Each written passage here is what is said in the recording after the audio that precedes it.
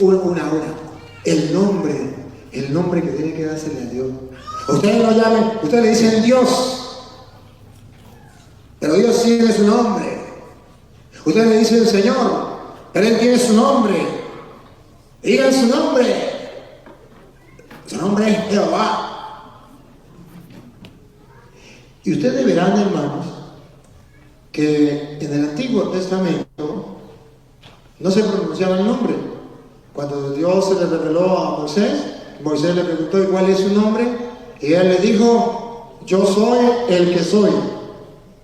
¿Se lo tradujo en castellano? Cuando Moisés le dice a Dios cuál es su nombre y Dios le responde, yo soy el que soy, ¿sabe qué quiere decir? ¿No sabe? ¿Se lo digo? Señor, ¿cuál es su nombre? Y Dios le dice, yo soy el que soy. En castellano, ¿a usted qué le importa?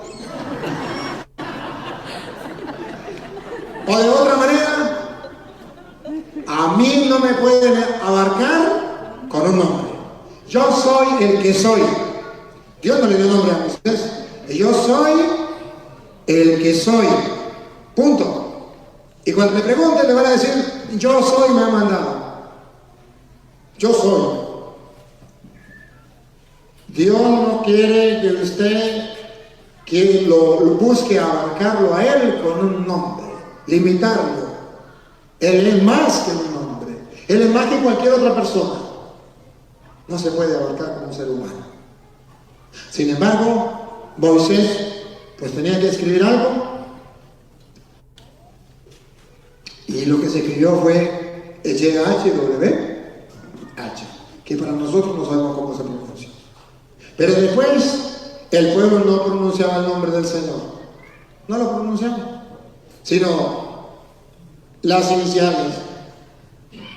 Solamente decía ya. Al comienzo, ya. O guardaban silencio para que no profanaran el nombre del Señor. Guardaban silencio. Nosotros creemos que era Yahvé y no Jehová, por varios motivos. Porque un pueblo que no le importaba decir el nombre de Dios eran los samaritanos. Y ellos pronunciaban algo parecido a Yahvé, no Jehová. Porque nosotros encontramos que en varias ocasiones habla de ya. Incluso el Salmo 150 habla de las alabanzas allá. Y comienza diciendo, aleluya. Aleluya significa alabanza, ya significa Yahvé. Si fuera Jehová, ¿cómo tendría que ser? Aleluya. Pregúntenle a los evangélicos cómo dicen ellos en el culto. Aleluya. ¿Por qué no dicen aleluya?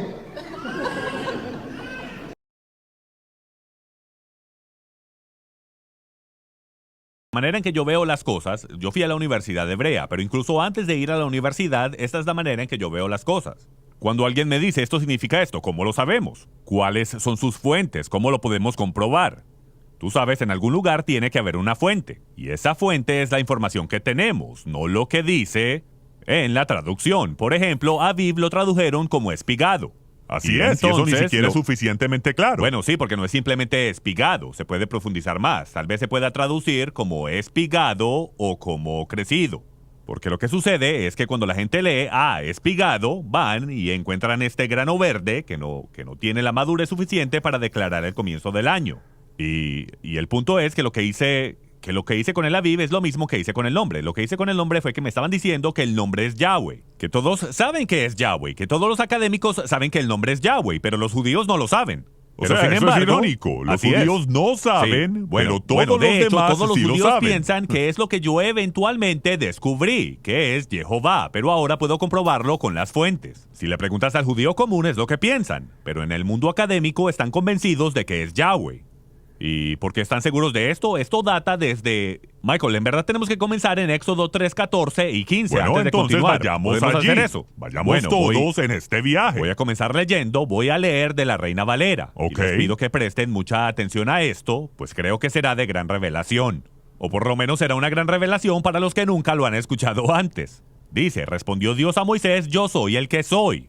En el hebreo es Ejie Asher Ejie, que es seré el que seré, pero ese no es el punto principal. Y dijo, así dirás a los hijos de Israel, yo soy me envió a vosotros.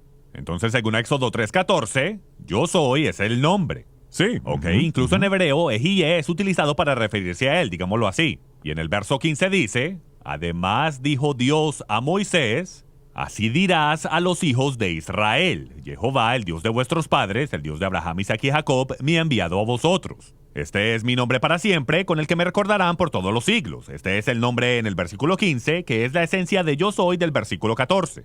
Y de hecho, esto es basándonos en el español de la Reina Valera, dando a entender que lo que se lee en el español de la Reina Valera está correcto, de que el nombre es Ejiye, yo soy. Entonces, ¿cuál es el nombre con que a Dios se le recordará por todos los siglos? Su nombre es Jehová. Entonces, ¿qué significa Ejiye? Ejiye, del versículo 14, es la explicación del nombre. Eso no se podría saber en español, pero en hebreo es evidente, porque el nombre Jehová es una combinación de los tres tiempos del verbo ser. Es Hayá, él fue, Jové, él es, Ejiye, él será o el que ha de venir. Ahora, todo judío sabe que ese es el significado.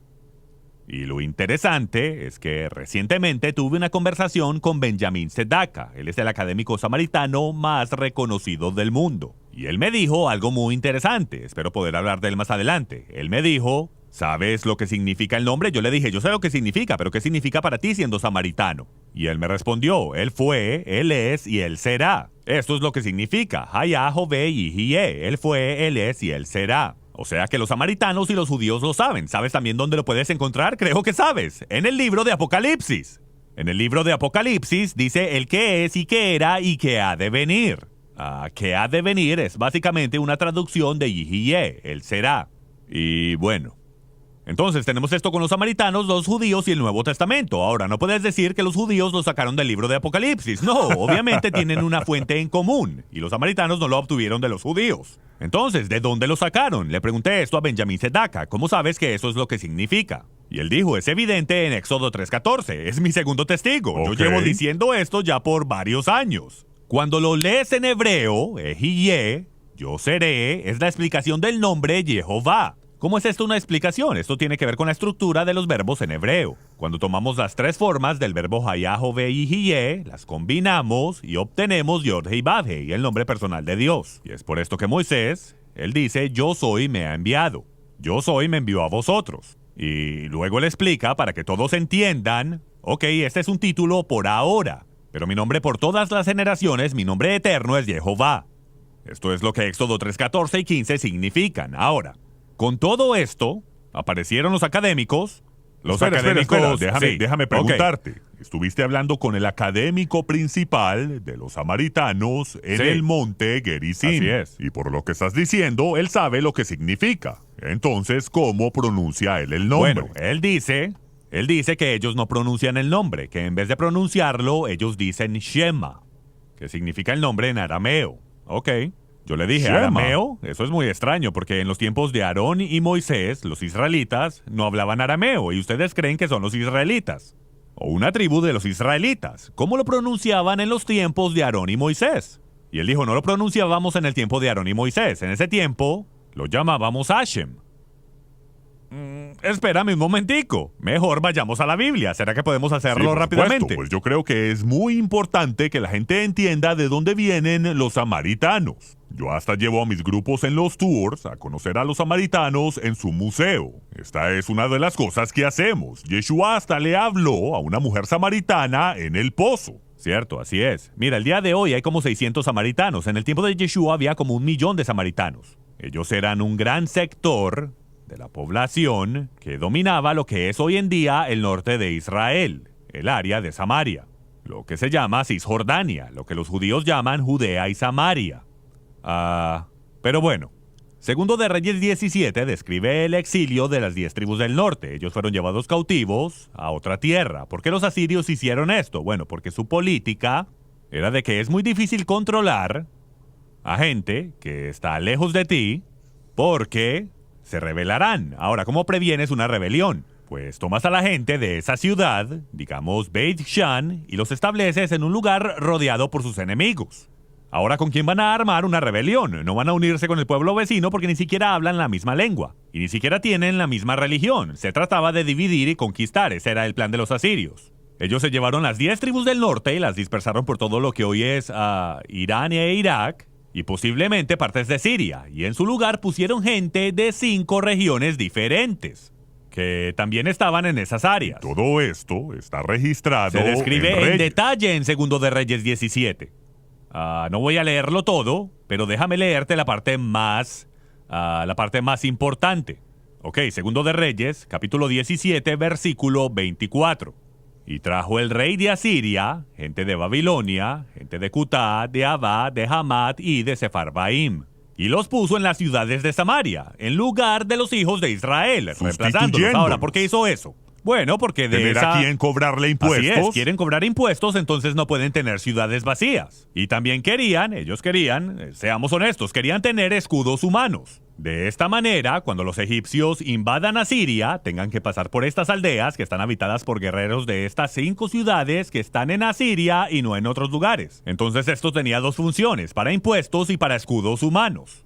Y poseyeron a Samaria y habitaron en sus ciudades. Y aconteció al principio, cuando comenzaron a habitar allí, que no temiendo ellos a Jehová, envió Ok. Jehová contra ellos leones que los mataban. Dijeron pues al rey de Asiria: las gentes que tú trasladaste y pusiste en las ciudades de Samaria no conocen la ley del Dios de aquella tierra. Básicamente Entonces lo que están estos diciendo fueron es... paganos que fueron trasladados sí, aquí. paganos de Y no Cutá y conocen de al Dios de la Sefarbaim. tierra, por así Así decirlo. es, y es un pensamiento pagano muy común. De hecho, si vas el día de hoy, por ejemplo, y digo esto sin ánimo de ofender a nadie, si vas a la India, ellos te dirán: sí, todos los dioses son reales. Nosotros adoramos a este dios en particular o uno que otro más. Pero ellos no niegan que Jesús sea un dios, o que Alá sea un dios, o que, no sé, cualquier otro dios. A ellos no les importa. A ellos no les importan estos otros dioses, solo adoran a sus dioses. Entonces, lo que ellos estaban pensando es: ¿por qué es que estos leones nos están atacando? 1, porque estaban pecando, y 2, porque las ciudades estaban abandonadas. Y los leones se apoderaron del territorio, aunque en Israel eran leones de montaña, no eran leones africanos. Eran básicamente pumas. Entonces, estaban siendo atacados por bestias salvajes. ¿Por qué? Porque pecaron y porque la zona había sido abandonada.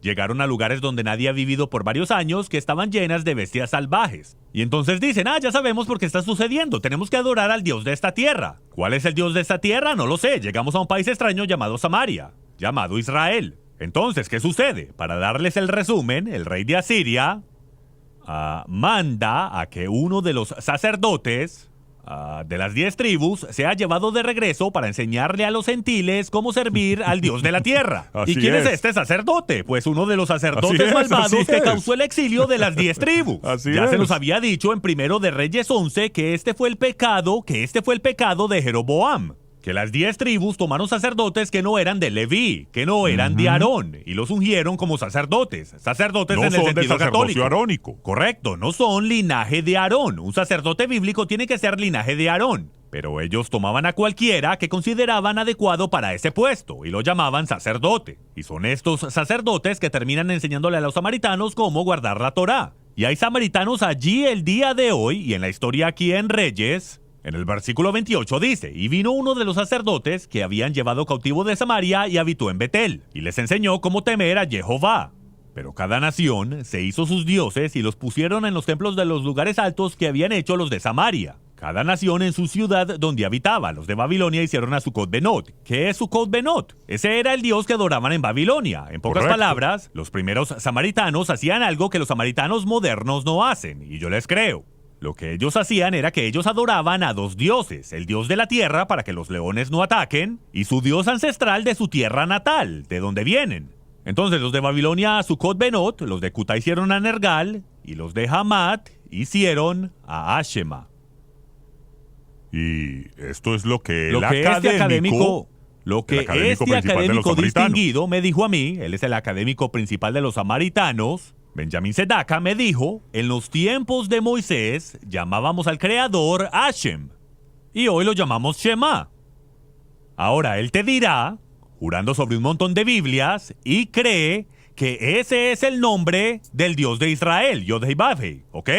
Sin embargo, debo decirte que esto es muy sospechoso para mí. Porque aquí dice que los primeros samaritanos adoraban a un dios llamado Hashem. Y él me dice y aún recuerda que sus ancestros llamaban a Dios Hashem.